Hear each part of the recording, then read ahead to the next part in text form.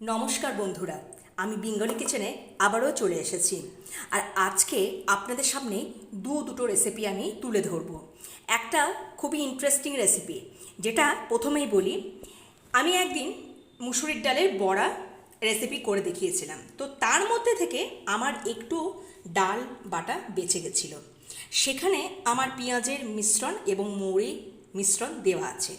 এবার আমি কি একটা চিন্তা করলাম, আমি এরকম আগেও রেসিপিটি তৈরি করেছিলাম, যেটা আমার ছেলে খেয়ে খুবই প্রশংসা করেছিল যে মা দারুণ বানিয়েছো। তো আজকেই আমি সেইটাই তুলে ধরবো আপনাদের কাছে। তো আমার তো অলরেডি ডাল বাটা তো ছিলই, এর সাথে আমি কি করেছি, দু টুকরো আলু সিদ্ধ মিক্স করেছি। আর তার সাথে আমি এখানে একটা কাঁচা লঙ্কা দিয়ে, ঝাল অনুযায়ী সেটা ঝাল অনুযায়ী কাঁচা লঙ্কা দিয়ে আর 2 চামচ পোস্ত দিয়ে একসাথে বেটে এটার সাথে মিশ্রণটার সাথে মিক্স করে দিয়েছি।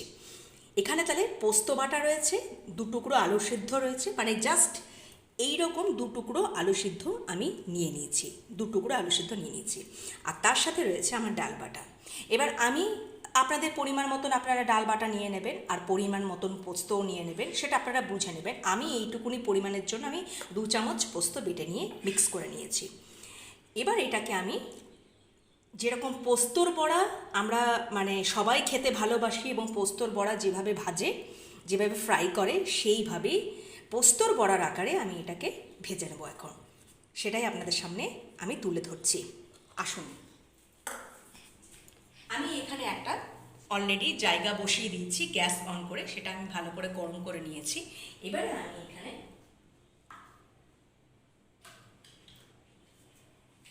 একটু সর্ষের তেলে, সামান্য সর্ষের তেলে এটাকে স্যালো ফ্রাই করে নেব।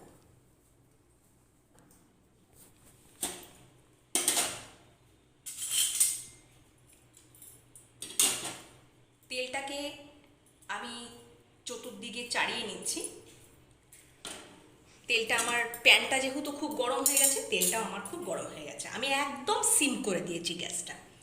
এবারে আমি আস্তে আস্তে যেরকম পোস্তর বড়া ভাজে সেইভাবে ভেজে নেব। আর স্বাদ অনুযায়ী তো অবশ্যই লবণ দিয়ে এটাকে ভালো করে মেখে নিয়েছি। এবারে এইভাবে করে করে প্যানের মধ্যে, এইভাবে করে করে প্যানের মধ্যে আমি বসিয়ে দিচ্ছি। এটা অসম্ভব টেস্টি হয়, অসম্ভব টেস্টি। গরম ভাতে ভীষণ একটা ভালো, যেরকম পোস্তর বড়া আমরা খেতে খুবই পছন্দ করি, খুবই আমাদের একটা প্রিয়, এইভাবে একবার বড়াটাকে ফ্রাই করে একবার গরম ভাতে খাবেন। আমার মনে হয় মাছ ভাজা বা ডিম ভাজা দরকার লাগবে না, এই বড়াটা একবার ভেজে গরম ভাতে খেয়ে দেখবেন কতটা সুস্বাদু। তো এইভাবে আমি সুন্দর করে, এক পিঠটা যখন হয়ে যাবে তখন এইভাবে করে করে আস্তে ধীরে সুন্দর করে আমি উঠিয়ে নেব। অপর পিঠটা এইভাবে করে দিয়ে দেব।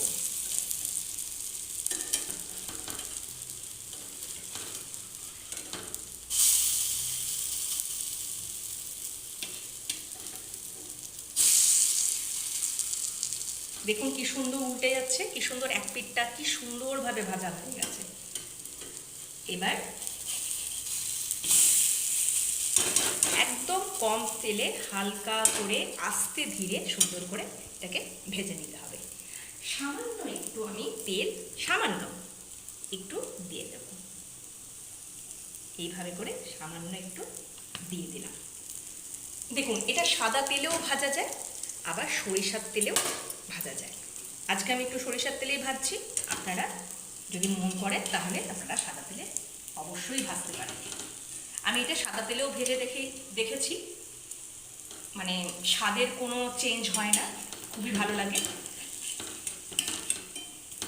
আমরা যেহেতু পোস্তর বড়া মোটামুটি সর্ষের তেলেই ভাজি অনেক টেস্ট হয়, সেহেতু সেই জন্য এইগুলো আমি সাদা তেলে না ভেজে সর্ষের তেলেই ভাজলাম। দেখুন কি সুন্দর উঠে যাচ্ছে। আর কি সুন্দর ভাজা হয়ে যাচ্ছে।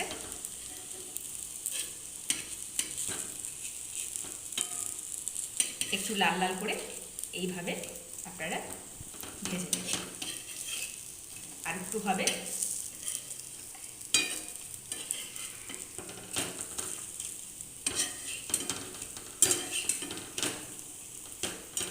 দেখুন এইরকম যখন লাল লাল হয়ে আসবে তখন আমরা এটাকে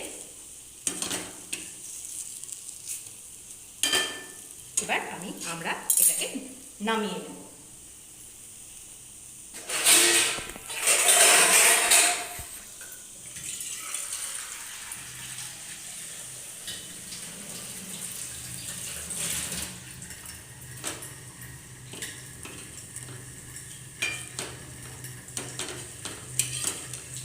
আমি তুলে নিচ্ছি একটা একটা করে।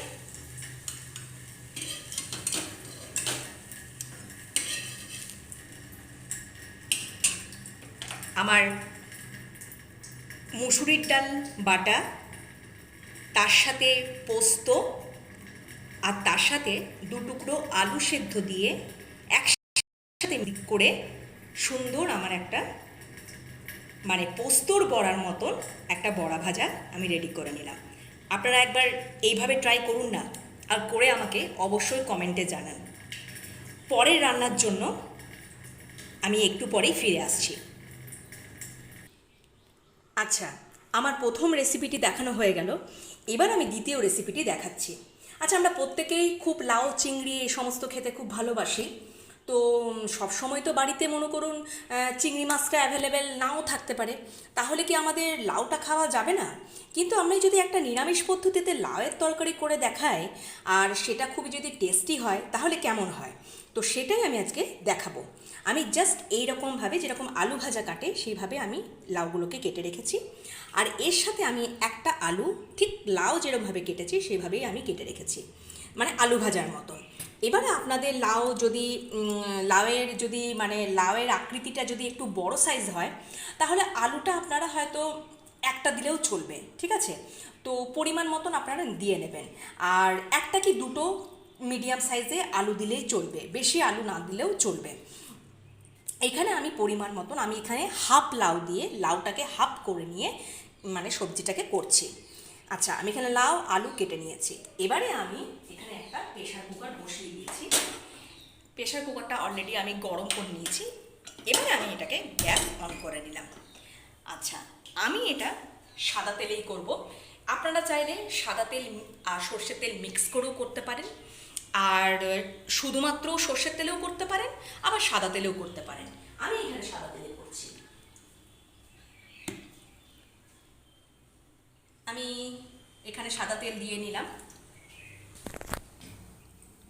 আমি বেসিক্যালি এটা নিরামিষ আকারে সর্ষে আর বড়ি ফোড়ন দিয়ে কীভাবে লাউয়ের রান্নাটা করি সেটাই আমি দেখাবো, আর অনেক টেস্টি হয় এটা। আচ্ছা, এখানে আমি এই চামচে 2 চামচ সর্ষে ফোড়ন দিয়ে দিলাম। একটা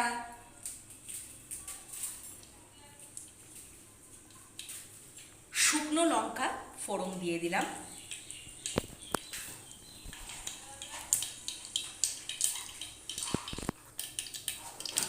এখানে আমি কয়েকটা বড়ি নিয়ে নিলাম, সেইটা আমি এখানে এবার এইভাবে একটু হাতের মধ্যে ক্রাশ করে দিয়ে দিলাম। এবার এটা যখন বড়িটা একটু লাল লাল হয়ে আসবে এই সময় আমি তখন কেটে ধুয়ে রাখা আর আলু আর লাউটাকে এখানে দিয়ে দিই।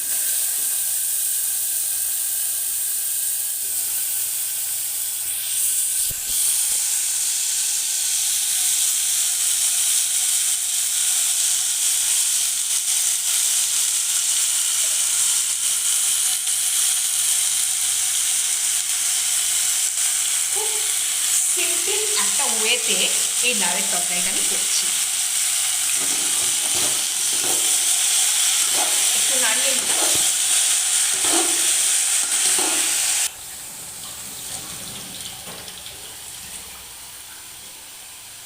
আর একটা টমেটো কেটে এখানে দিয়ে দিলাম।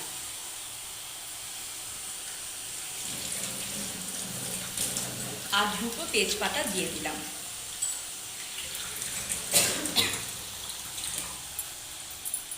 এই অবস্থাতেই আমি আন্দাজ অনুযায়ী লবণ,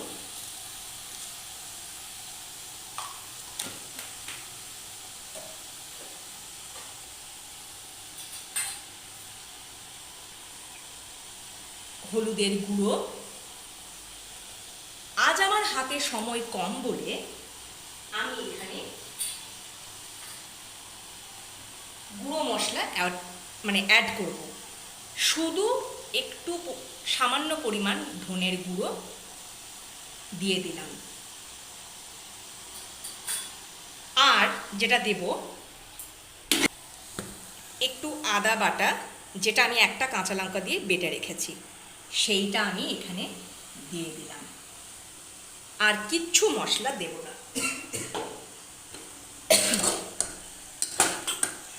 এবারে এটাকে আমি নাড়াচাড়া করে,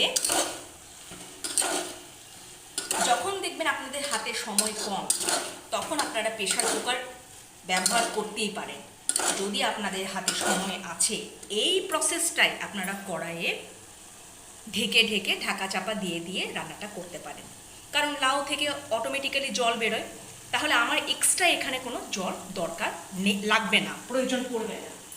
এবার আমি যেটা করব, একটু নিরামিষ তরকারিতে মিষ্টিটা দিলে ভালো লাগে, আমি একটু চিনি দিয়ে দেবো। আমি এখানে সাজেস্ট করব একটু সামান্য পরিমাণ আপনারা মিষ্টি অ্যাড করে দেবেন, তাতে করে টেস্টটা আরও বেড়ে যায়। এবার এইটাকে আমি এইভাবে করে নিলাম, আর আমি কিছু করব না। আর সামান্য, খুবই নগণ্য পরিমাণ, যেটাতে আমি আদাটা একটু বেটে রেখেছিলাম, সেই জলটাই আমি একটু সামান্য পরিমাণে দিয়ে দিলাম, আর একটুও জল দেবো না। এবারে পুরো রান্নাটাই এই লাউ থেকে যেটা জলটা বেরোবে সেটাতেই হয়ে যাবে। এবারে আমি কি করব,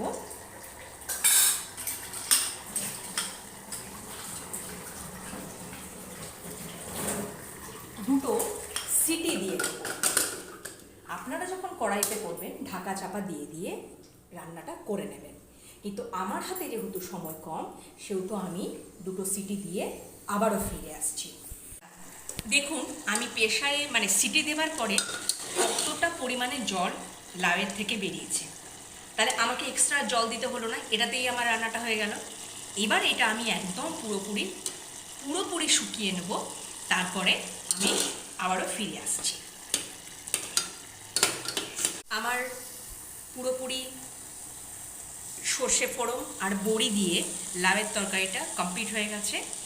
আমি এই অবস্থাতেই লাউয়ের তরকারিটা নামিয়ে নেব, সেই জন্য আমি গ্যাসটাকে অফ করে দিলাম।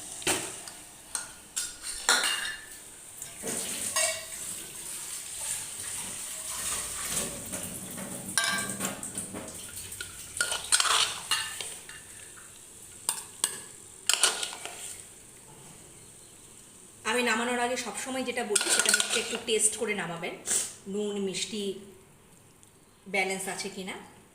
আমি সেটাই করি।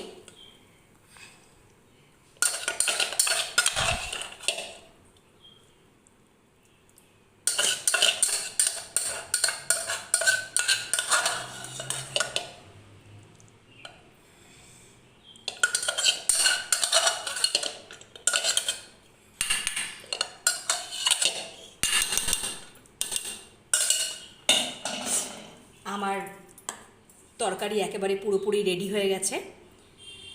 তো আজকে আমি তো দুটো রেসিপি দেখালাম।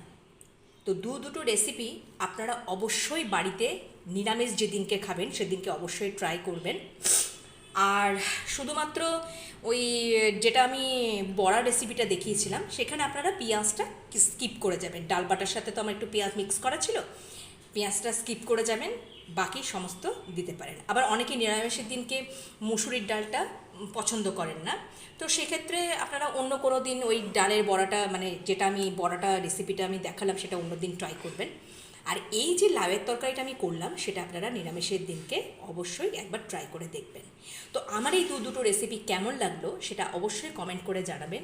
যদি ভালো লেগে থাকে এই সাধারণ দুটি রান্না, তাহলে অবশ্যই চ্যানেলটিকে সাবস্ক্রাইব করবেন, লাইক করবেন, শেয়ার করবেন। আর সবাই আজকের মতন সকলেই ভালো থাকবেন, সুস্থ থাকবেন। আজকে এই বলে সমাপ্ত করছি। আবারও ফিরে আসবো নতুন কোনো রান্না নিয়ে।